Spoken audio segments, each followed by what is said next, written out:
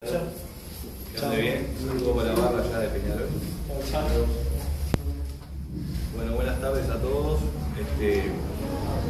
Primero que nada, agradecer la invitación a participar. La verdad que uno se siente muy a gusto estando acá. Primero por la cantidad de gurises que andan acá en la vuelta y por los compañeros que por supuesto que uno lo comparte. Yo en esta reunión estoy como una especie de... es uno de los problemas que tienen algunos de los de mi generación, los que nacimos en el 80, ¿no? Yo tengo 34 años, este periodo legislativo asumí como diputado desde el 2010, entonces en el Parlamento soy demasiado joven y después cuando vengo acá en realidad soy un viejo. Con 34 años y 2 hijas, veo un montón de gurises, entonces somos los que no tenemos un lugar todavía definido, algunos están tratando de armar algún espacio de vuelta, o está el espacio joven, que hay un montón de gurises que efectivamente son jóvenes, y después vemos otros que ya estamos abandonando la etapa de ser jóvenes, pero para los veteranos somos demasiado jóvenes. Entonces estamos en ese limbo que todavía no sabemos dónde tenemos que ubicar. Pero me parece muy bueno que se den estas instancias y me parece muy bueno que además los jóvenes, por algo que decía también Gonzalo, vayan construyendo espacios de intercambio más allá de las orgánicas que tenemos cada uno y que son importantes mantenerlas, sostenerlas, porque por algo cada uno pertenece a una organización y eso está muy bien. Pero independientemente de eso, hay batallas que se dan en determinados momentos históricos donde a veces la gente, por afinidades generacionales, tiene un sentir, tiene determinados lugares donde participa y tiene determinado lenguaje y determinada forma que requiere justamente de transversalizar un poco la política y no pensar en clave de los MPP, los 1001, ¿no? Esto es una cuestión que tenemos que incorporar con mucha más fuerza. Desde mi perspectiva, me parece que además la gente es primero frente amplista, en general, no los que estamos dentro de los aparatos políticos, pero la gente en general primero frente amplista y después, en todo caso, porque no tiene más remedio, tiene que elegir una lista cada 5 años y vota una lista. Pero en realidad lo que hay es un espacio construido con una visión que fue una visión de muy largo plazo por otros jóvenes, cuando fundaron el Frente Amplio, que miraron bastante lejos en términos de qué construir como herramienta, ¿no? Y eso nosotros lo tenemos que analizar porque el Frente Amplio para nosotros, para todos nosotros, es una cosa dada, pero para muchos compañeros fue una creación que requirió de un nivel de análisis y una profundidad y una mirada bien lejos que le permitía, en pleno año 60, 71, en una izquierda mucho más ideologizada de la que tenemos hoy, pero una confrontación muy fuerte en nuestro país y en América Latina, plantearse construir un frente amplio, no un frente revolucionario, no un frente por la liberación, no un frente, ¿no? Es decir, la misma cuestión que generó la construcción del Frente Amplio tenía por detrás una mirada donde claramente identificaba algo que es importante para todos nosotros, y es que en nuestros países y en nuestras sociedades pueden haber muchas banderas, pero hay solo 2 sectores sociales, la oligarquía y el pueblo. Entonces, podemos tener cada uno una bandera, pero hay 2 sectores sociales fundamentales que están enfrentados porque sus intereses son contradictorios. Entonces, en definitiva, necesitamos construir una organización, necesitábamos construir una propuesta que juntara a aquellos sectores progresistas de los partidos tradicionales, a los otros que estaban con las armas y haciendo determinadas cosas, a los del Partido Comunista, a los demócratas cristianos, se pudieran reunir en un alero que nos albergara a todos, porque efectivamente eran todos expresiones de nuestro pueblo, con sus matices, con sus diversidades, pero una expresión de nuestro pueblo que lo que apuntaba era superar un estado dado de nuestro país y de nuestra sociedad, y que lo que buscaba en el horizonte para muchos era superar la sociedad en la que vivimos. Y esa es una tarea de muy largo plazo, no es una tarea ni para el gobierno, menos para uno, ni para 2, ni para 3. Es una tarea que la llevan adelante las organizaciones y la lleva adelante el pueblo organizado, ¿no? Y es una batalla en la cual hay siglos de pelea en el mundo por construir una sociedad diferente donde en realidad el hombre no viva del hombre. Entonces, en definitiva, necesitamos tener herramientas que construyan esa mirada bien lejos. Por algo el Frente Amplio tuvo en sus raíces, de alguna manera, buscó esa amplitud y tampoco tomó a veces algunas definiciones muy fuertes. Nunca se definió socialista el Frente Amplio, justamente porque era una condición necesaria para poder incorporar sectores que en ese momento histórico y en este momento histórico peleamos por la misma causa, pero no vamos hacia el mismo objetivo porque tenemos algunas diferencias en términos de los objetivos finales. Pero en realidad somos compañeros de ruta en este trabajo que estamos desarrollando y necesitamos ir juntos porque separados somos boletos. Porque en realidad los sectores concentrados y los sectores dominantes tienen una percepción mucho más clara de cuáles son sus intereses que muchas veces los que pertenecemos al pueblo. Porque en realidad, si uno mira para ir bien en concreto, Si en el 2009 votaron 400.000 personas del Partido Colorado y casi 600.000 personas del Partido Nacional, nosotros no podemos creer de que todos esos son oligarcas. En realidad hay grandes sectores de nuestro pueblo, trabajadores, que hoy votan equivocados. No votan por sus intereses. En realidad votan por los intereses de las clases dominantes, que en definitiva lo que terminan construyendo es que ese es el sentido común, porque al vivir en una sociedad capitalista donde estamos dominados justamente por la ideología de las clases dominantes, muchos creen estar eligiendo lo que les parece que es lo mejor, cuando en realidad lo que están haciendo es votando en contra de sus intereses. Entonces, en definitiva, la lucha es a muy largo plazo y necesita de construir discursos, instrumentos, organizaciones que busquen ampliar cada vez más el marco de acumulación que tenemos, porque en definitiva esto se resuelve en el marco de la correlación de fuerzas. ¿Cuánto podemos avanzar? Y bueno, es lo que en realidad las bases sociales y los cambios nos permitan. Uno no puede avanzar más rápido que las bases sociales y los cambios. En esto hay un elemento muy fuerte de discusión política, ¿no? Porque quién sabe hasta dónde quiere ir la base social y los cambios, ¿no? Ahí hay un elemento de discusión, es como cuando se plantea, bueno, si lo resuelve la correlación de fuerza, bueno, ¿quién tiene el instrumento para medir cuál es la correlación de fuerza?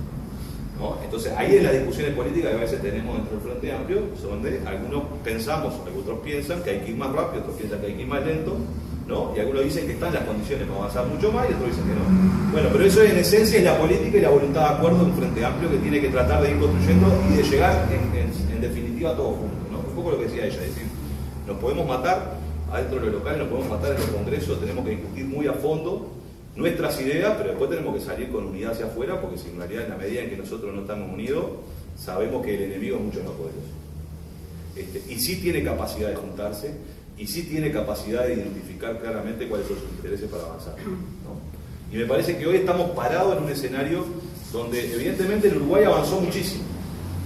El Uruguay ha tenido avance sustantivo en todos los indicadores sociales que uno pueda mirar, en todos. Efectivamente hubo un proceso de distribución del ingreso, ¿no?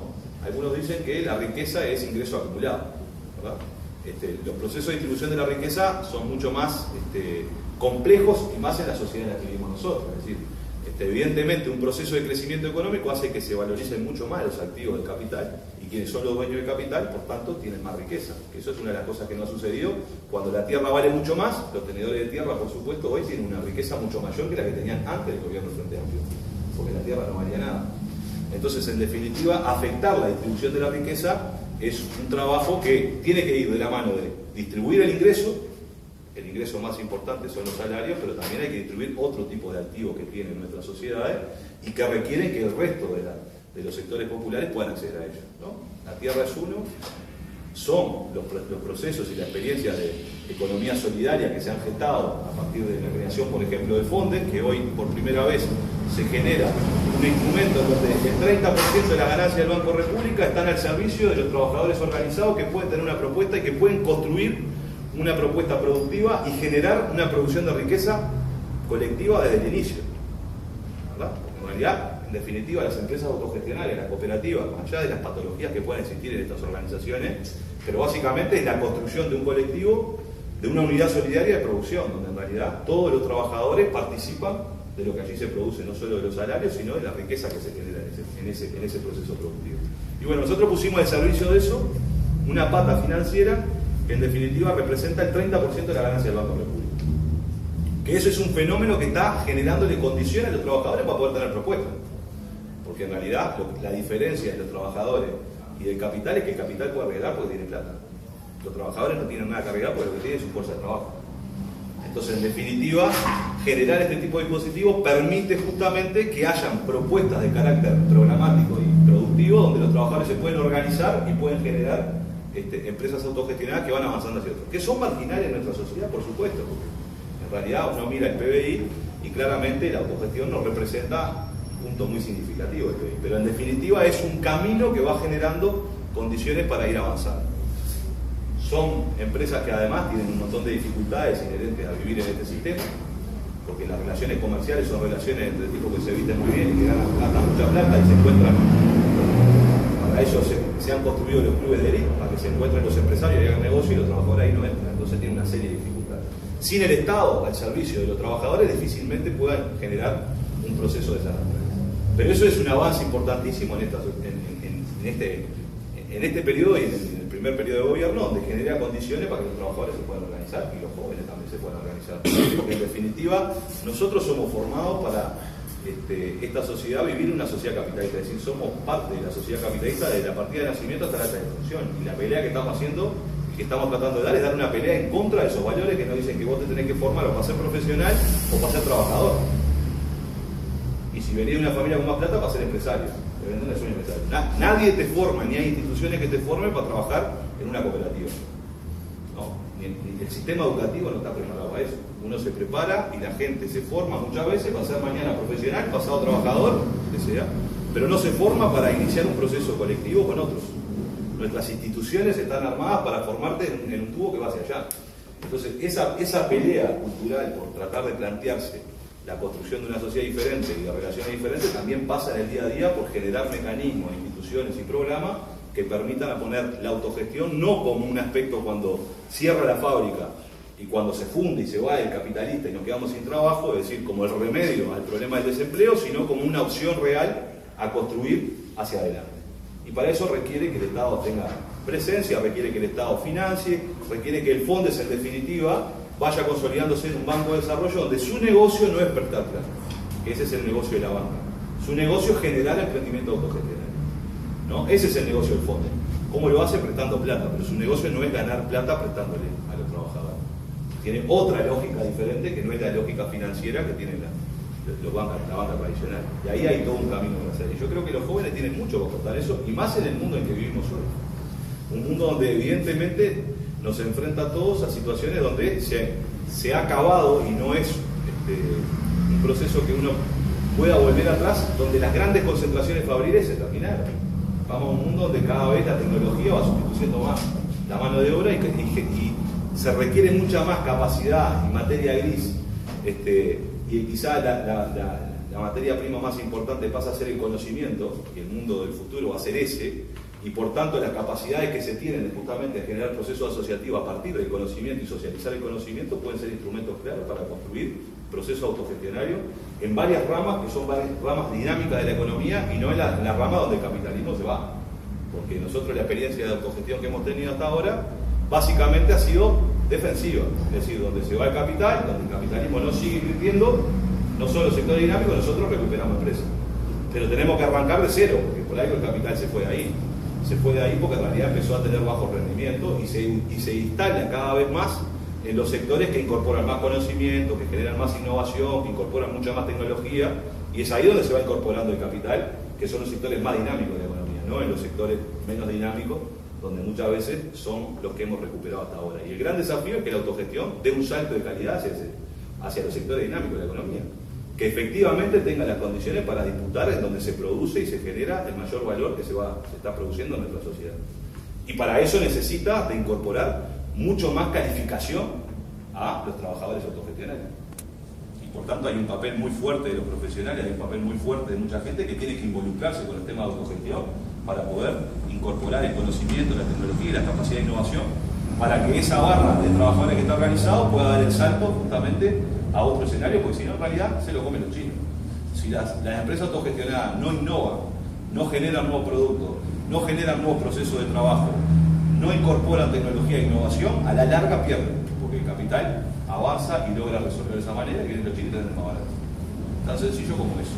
Entonces en realidad podemos generar un montón de instrumentos, pero necesitamos incorporarle mucho más conocimiento. Y yo creo que ahí hay mucha gente joven que se puede incorporar, con eso es lo que vos decías de solidaridad, en definitiva, incorporarse no solo acercarse a los emprendimientos autogestionados y generar una red hacia ahí, sino también por solidaridad con los trabajadores. Por algo los trabajadores de este país marcharon y hubieron hasta mártires de los trabajadores cuando no iban sus hijos a la universidad y pelearon por una universidad pública y cogobernada. ¿Por qué? Porque tienen un concepto de solidaridad justamente en ese sector donde sus hijos no iban.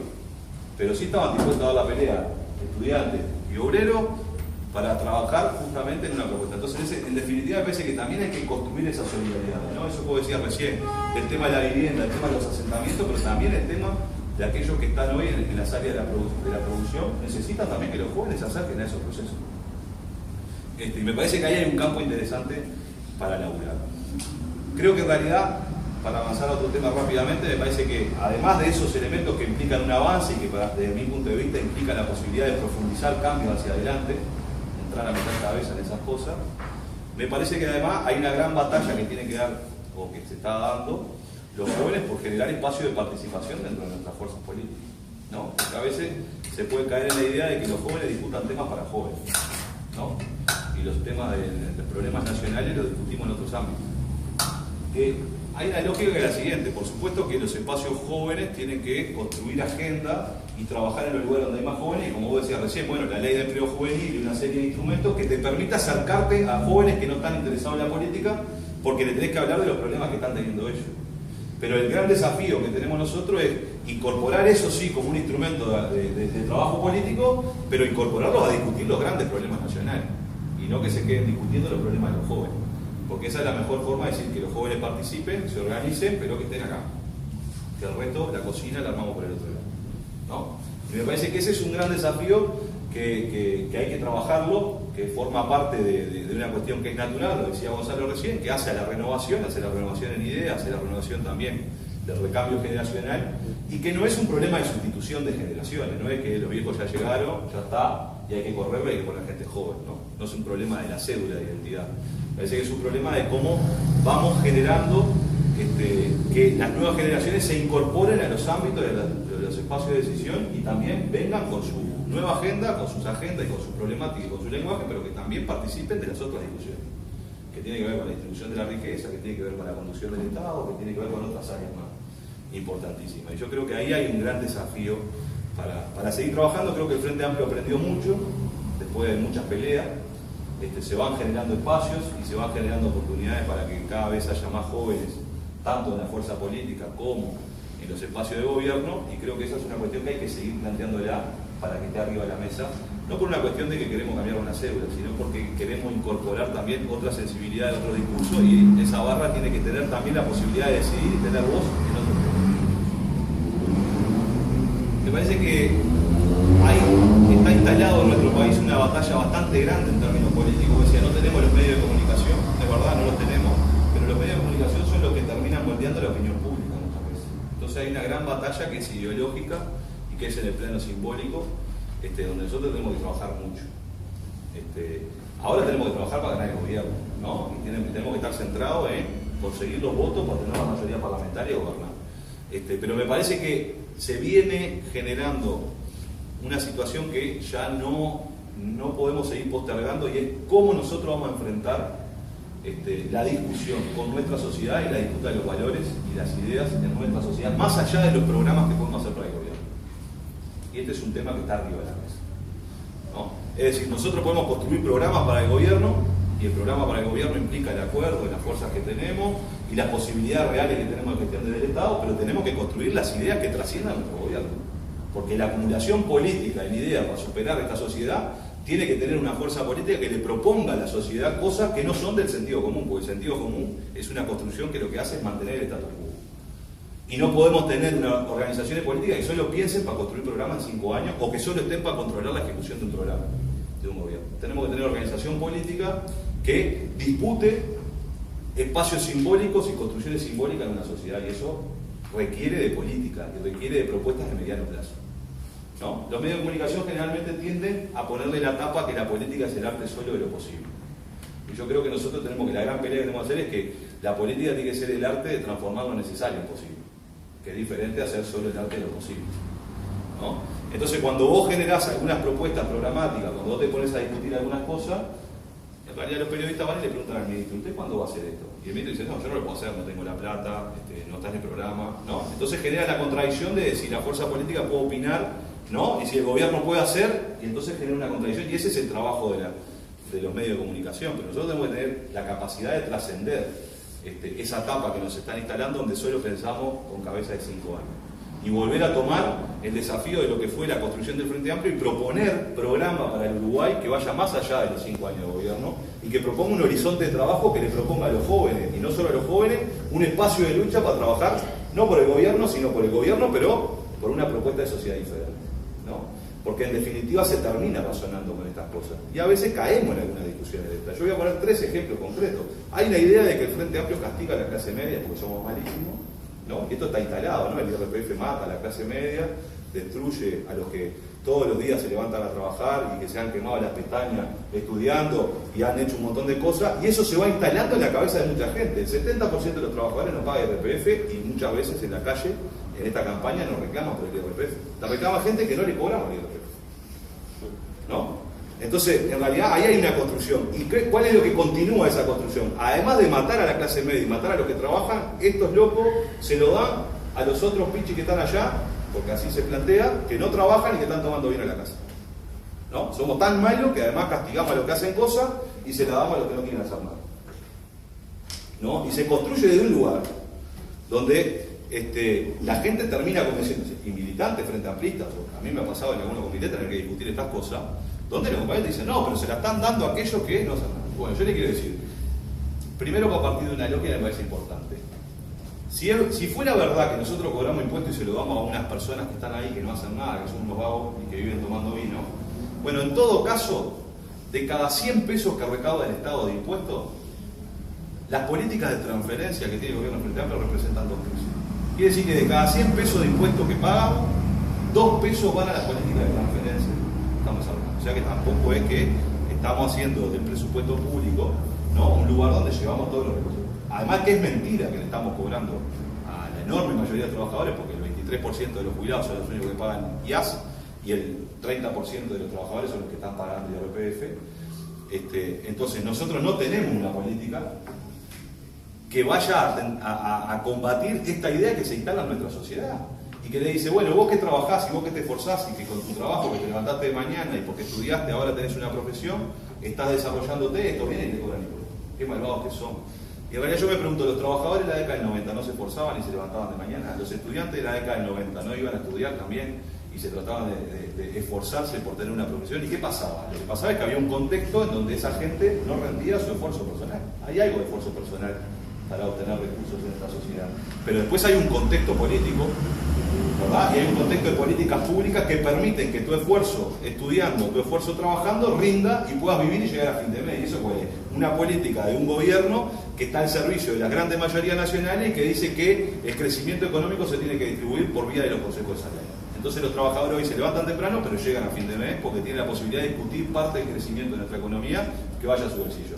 Y los estudiantes se pueden incorporar y pueden estudiar porque seguimos teniendo una universidad gratuita y que le hemos dado presupuesto para ampliar sus carreras, y después pueden incorporarse a una economía que está creciendo y genera nuevas oportunidades. Pero eso es porque hay una fuerza política gobernante. Porque en el 90 los trabajadores se esforzaban de la misma manera y no llegaban a fin de mes. Y los estudiantes, los pocos que podían llegar a la universidad, muchas veces se tenían que ir para el aeropuerto, se recibían y se iban para el aeropuerto porque no había trabajo en este país. Entonces, este razonamiento que a veces se establece con la gente de que vos lo que tenés, el auto que te compraste, la motito que tenés ahora o el techo que arreglaste de tu casa, lo lograste vos. Y buscan construir que las soluciones son todas individuales y no colectivas ni del proyecto de país. Y esta es una construcción que se hace socialmente y que queda y se instala muchas veces simbólicamente en nuestra gente. Y por eso hay, después de la cantidad de logros que han tenido los sectores trabajadores, todavía hay trabajadores que votan a la derecha. Entonces, esta disputa de ideas nosotros la tenemos que generar y construir en la sociedad. Y tenemos que disputar esta idea de que en realidad la superación va a ser individual y sobre tu esfuerzo, y no que no hay una propuesta de país. Y discutir estas cosas, o a veces se nos instala la idea de que la gente paga impuestos y quiere recibir lo mismo de servicios que los impuestos que paga. No, yo pago tantos impuestos, debería tener los mismos servicios. Entonces ahí no hay discusión ninguna. Porque si yo te voy a devolver a ti en servicio lo mismo que estás pagando de impuestos, no tengo posibilidad de retribuir. O sea que me amputo la posibilidad de retribuir, ¿verdad? Entonces en estas cosas me parece que hay un montón de construcciones simbólicas que nosotros tenemos que derribar para poder superar una sociedad que lo que nos dice que el problema es que la hacer la tuya, resolver tu problema y que el resto no te importa. Y que termina a veces focalizándose en alguno de estos elementos, ¿no? En alguna de estas cosas que estamos discutiendo, que tienen que ver con la distribución, porque que pague más quien tiene más, es justamente para poder distribuir después por el otro lado. El Estado distribuye con política pública y por tanto le da servicio a gente que no paga impuestos, y está bien, porque es la forma que tenemos de distribuir. Y eso nosotros de la izquierda lo tenemos que reivindicar como una cosa que está bien, porque implica la solidaridad en una sociedad e implica redistribuir. Hay que ver cómo lo hacemos, por supuesto. supuesto en esta campaña lo vamos a salir a decir a la gente que vamos a hablar a todo el mundo, ¿no? No se gana campaña electoral hablando de impuestos.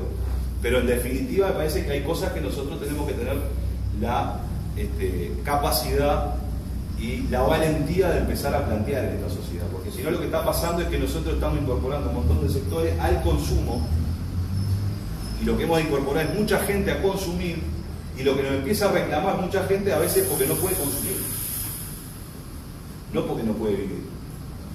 Entonces, en definitiva, nos enfrentamos a una lógica donde o empezamos a establecer en el plano simbólico nuevos horizontes para la gente, o lo que terminamos haciendo es seguir construyendo personas alienadas que en definitiva lo único que quieren es consumir cada vez más, y hoy un champion de 5.000 pesos y mañana otro de 8, otro de 9, entonces no va a haber salarios que alcancen para ese nivel de consumo. Entonces me parece que estas cosas hay que empezar a ponerlas por lo menos en términos de problemática, en la cabeza. Creo que los jóvenes pueden hacer un esfuerzo bastante grande en dar estas batallas, creo que son los indicados para hacerlas acá, pero me parece que estas cosas hay que empezar a hacer. Yo quiero cerrar con algo que tiene que ver con el no a la baja, que es una gran batalla que está organizando un montón de jóvenes, ¿no? Y que en realidad generó un espacio donde mucha gente que quizás no se sentía muy atraída por los aparatos políticos, se sintió atraída por esto. Y esa es una batalla que tiene dos componentes. Tiene un componente bien concreto y puntual, y es ganarle un plebiscito a la derecha de este país, la más rancia además, ¿no? Porque en definitiva, una de las cosas que se planteó y que es diferente la estrategia, por ejemplo, con el tema de la marihuana, ellos han incorporado el tema de la marihuana y el tema de un montón de leyes, como las leyes laborales, las han incorporado a la campaña electoral. Es decir, votame a mí que yo las derogo, ¿no? Esa es la estrategia de la derecha para un montón de leyes que son derechos importantísimos para los trabajadores, la ley de 8 horas rurales, la ley de responsabilidad empresarial, la ley de la marihuana. En cambio, con el tema de la edad de imputabilidad, lo han planteado desde otra lógica. Y no por casualidad lo han planteado de otra lógica. Que la lógica no es votándolo a ellos, sino votando un plebiscito. Porque en realidad la reforma que están haciendo no requiere una reforma de la Constitución, ¿verdad? Y ellos tienen buenos abogados y buenos estudios y saben que, en realidad, si ellos tuvieran mayorías parlamentarias, podrían construir lo que están planteándose por la vía de la reforma constitucional por otro camino. Por tanto, en realidad, la gran excusa de este plebiscito era que en términos políticos y electorales la derecha evalúa que es muy difícil ganarle al Frente Amplio, o por lo menos eso no quiere decir que hayan descartado ganarnos, ¿no? Pero es bastante difícil en términos políticos y electorales. En términos simbólicos, bueno, es bastante difícil mover a la izquierda del escenario de la política nacional. Y por tanto se plantearon ganarnos un plebiscito. Y ganarnos un plebiscito para generar una derrota importante en el plano justamente simbólico, de la construcción que está haciendo el Frente Amplio. Porque la lógica del plebiscito es una lógica que construye y que parte de un sustento jurídico e ideológico que se establece desde la necesidad de construir el derecho del enemigo, ¿verdad? Y hay gente que ha teorizado mucho con esto. Yo les recomiendo, después si quieren googlear, César El Hombroso, un tipo, un italiano, bastante crack, que partía de la base de que los pobres y que los chorros son chorros por naturaleza, ¿verdad? Que su condición natural es el delito, y que existe una comunidad de bien, que son los hombres integrados a una sociedad, que los que comparten una cultura de relacionamiento, los que son parte integrante de la sociedad, tienen que defenderse de esta horda de gente, ¿verdad?, que no comparte los mismos valores, que no tiene las mismas pautas de relacionamiento y que su condición natural es ser delincuente.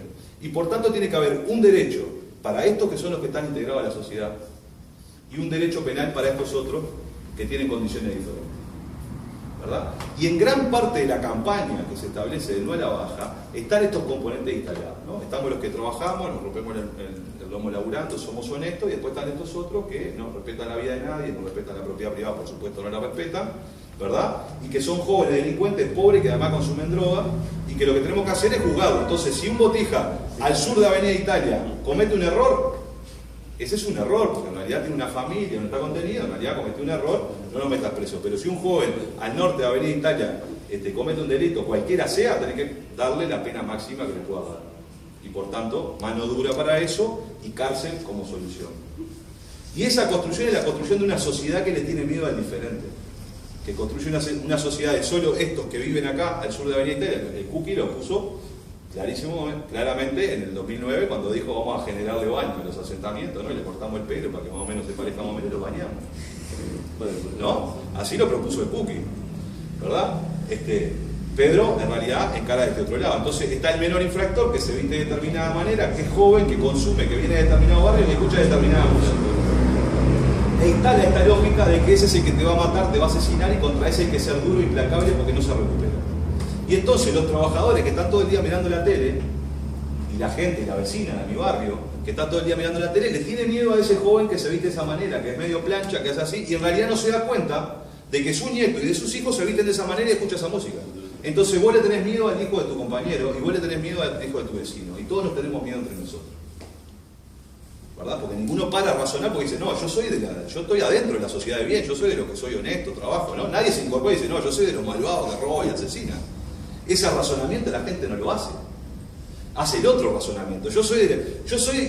Vivo al norte de Avenida Italia, pero soy de los como vivo igual que estos que viven al sur de Avenida Italia. Soy bueno y soy honesto, lo único que soy pobre, nada más. ¿Verdad? Y le tengo miedo al otro que es mi vecino.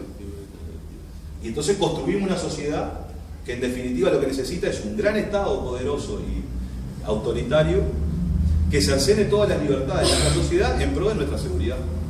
Entonces el gran sueño es milico en la puerta de mi casa, ¿no? Ese es el gran sueño para resolver la sociedad. Un milico, el milico portátil, ¿no? Entonces todos tenemos milico y todos vamos a estar por seguro. Y esa es una gran mentira, porque lo que construye es una sociedad de personas no solidarias, de seres individuales encerrados en sus casas, que le tienen miedo al otro, y esa es una de las derrotas que en definitiva la derecha se está planteando en este país, en el plano simbólico, que atenta contra el proyecto que nosotros queremos construir, que es todo lo contrario, que es una sociedad diferente. Y esas son las batallas que ellos nos están disputando desde este lugar, ¿no? Y me parece que por suerte ahora hemos logrado recomponernos tanto electoralmente, recomponernos lo que tiene que ver a la baja, y eso va a ser un golpe bastante fuerte a la derecha, pero lo que quería hacer era ganarnos simbólicamente un plebiscito que establecía un modelo de sociedad de esta naturaleza, que es la construcción que ellos tienen. Entonces, de alguna manera me parece que tenemos que, el asunto y el negocio es bastante difícil. Nosotros tenemos que ganar gobierno, ¿verdad? Y eso se gana electoralmente, pero también tenemos que ganar el corazón y la cabeza de la gente con un proyecto que va mucho más allá de nuestro gobierno, ¿no? Y esas cosas no son contradictorias, son complementarias. En determinados momentos algunas cosas pesan más que otras, y la táctica nos tiene que llevar, justamente como en este momento electoral, no nos vamos a poner a discutir el programa, lo que tenemos que hacer es ganar el gobierno. Pero después, los 5 años que nos restan entre gobierno y gobierno, nosotros deberíamos apostar mucho más fuertemente a construir políticamente vínculos mucho más estrechos entre la sociedad civil, la gente organizada en nuestro barrio y las fuerzas políticas, para pensar estas cosas y para disputar estas cosas en el plano simbólico, que son las que nos van a permitir acumular la fuerza necesaria para construir una sociedad totalmente diferente que la que tenemos hoy. Y la única forma que tenemos de zafarle a la lógica de transformar de alguna manera el capitalismo siendo parte del capitalismo, porque nosotros estamos inmersos en el capitalismo en un país dependiente. Si nosotros no disputamos estas ideas, estamos fritos. Podemos tener los gobiernos, pero en realidad vamos a haber perdido la batalla más importante, que son las ideas de nuestra sociedad. Y esto le pasó a la socialdemocracia europea, que hizo mucho más cosas de las que hicimos nosotros, de las que venimos haciendo, porque tenían otras condiciones, y en definitiva hoy hay una derecha de las más duras que viene tirando abajo todos esos derechos, ¿no? ¿Por qué? Porque perdió en el plano de las ideas, en la sociedad. Construyó un montón de consumidores que no le importaba más nada que consumir ellos mismos, y en definitiva no construyó un proyecto de sociedad. Ellos, que sectores progresistas de los partidos tradicionales, a los otros que estaban con las armas y haciendo determinadas cosas, a los del Partido Comunista, a los demócratas cristianos, se pudieran reunir en un alero que nos albergara a todos, porque efectivamente eran todos expresiones de nuestro pueblo, con sus matices, con sus diversidades, pero una expresión de nuestro pueblo que lo que apuntaba era superar un estado dado de nuestro país y de nuestra sociedad, y que lo que buscaba en el horizonte para muchos era superar la sociedad en la que vivimos. Y esa es una tarea de muy largo plazo, no es una tarea ni para el gobierno, menos para uno, ni para dos, ni para tres. Es una tarea que la llevan adelante las organizaciones y la lleva adelante el pueblo organizado, ¿no? Y es una batalla en la cual hay siglos de pelea en el mundo por construir una sociedad diferente, donde en realidad el hombre no viva del hombre. Entonces, en definitiva, necesitamos tener herramientas que construyan esa mirada bien lejos. Por algo el Frente Amplio tuvo en sus raíces, de alguna manera, buscó esa amplitud, y tampoco tomó a veces algunas definiciones muy fuertes. Nunca se definió socialista el Frente Amplio, justamente porque era una condición necesaria para poder incorporar sectores que en ese momento histórico y en este momento histórico peleamos por la misma causa. Por algo que decía también Gonzalo, vayan construyendo espacios de intercambio más allá de las orgánicas que tenemos cada uno y que son importantes mantenerlas, sostenerlas, porque por algo cada uno pertenece a una organización y eso está muy bien. Pero independientemente de eso, hay batallas que se dan en determinados momentos históricos donde a veces la gente, por afinidades generacionales, tiene un sentir, tiene determinados lugares donde participa y tiene determinado lenguaje, determinada forma que requiere justamente de transversalizar un poco la política y no pensar en clave de los MPP, los 1001, ¿no? Esto es una cuestión que tenemos que incorporar con mucha más fuerza. Desde mi perspectiva, me parece que además la gente es primero frente amplista, en general, no los que estamos dentro de los aparatos políticos, pero la gente en general primero frente amplista y después, en todo caso, porque no tiene más remedio, tiene que elegir una lista cada 5 años y vota una lista. Pero en realidad lo que hay es un espacio construido con una visión que fue una visión de muy largo plazo por otros jóvenes, cuando fundaron el Frente Amplio, que miraron bastante. ¿Qué bien? Saludos para la barra allá de Peñarol. Bueno, buenas tardes a todos. Primero que nada, agradecer la invitación a participar. La verdad que uno se siente muy a gusto estando acá, primero por la cantidad de gurises que andan acá en la vuelta y por los compañeros que por supuesto que uno lo comparte. Yo en esta reunión estoy como una especie de... es uno de los problemas que tienen algunos de los de mi generación, los que nacimos en el 80, ¿no? O sea, yo tengo 34 años, este periodo legislativo asumí como diputado desde el 2010, entonces en el Parlamento soy demasiado joven y después cuando vengo acá en realidad soy un viejo. Con 34 años y 2 hijas, veo un montón de gurises, entonces somos los que no tenemos un lugar todavía definido, algunos están tratando de armar algún espacio de vuelta, está el espacio joven, hay un montón de gurises que efectivamente son jóvenes, y después vemos otros que ya estamos abandonando la etapa de ser jóvenes. Pero para los veteranos somos demasiado jóvenes. Entonces estamos en ese limbo que todavía no sabemos dónde tenemos que ubicar. Pero me parece muy bueno que se den estas instancias y me parece muy bueno que además los jóvenes bastante lejos en términos de qué construir como herramienta, ¿no? Y eso nosotros lo tenemos que analizar porque el Frente Amplio para nosotros, para todos nosotros, es una cosa dada.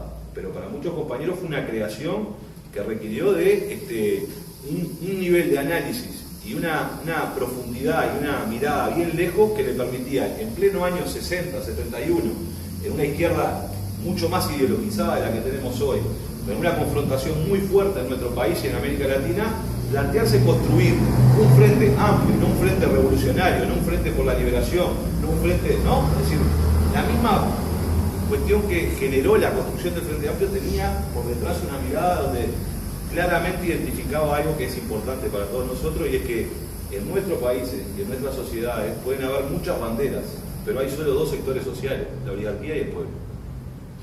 Entonces, podemos tener cada uno una bandera, pero hay 2 sectores sociales fundamentales que están enfrentados porque sus intereses son contradictorios. Entonces, en definitiva, necesitamos construir una organización, necesitábamos construir una propuesta que juntara a la que, pero no vamos hacia el mismo objetivo porque tenemos algunas diferencias en términos de los objetivos finales.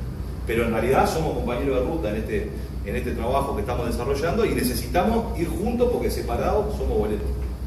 Porque en realidad los sectores concentrados y los sectores dominantes tienen una percepción mucho más clara de cuáles son sus intereses que muchas veces los que pertenecemos al pueblo. Porque en realidad, si uno mira para ir bien en concreto, si en el 2009 votaron 400.000 personas del Partido Colorado y casi 600.000 personas del Partido Nacional, nosotros no podemos creer de que todos esos son oligarcas. En realidad hay grandes sectores de nuestro pueblo, trabajadores, que hoy votan equivocados. No votan por sus intereses.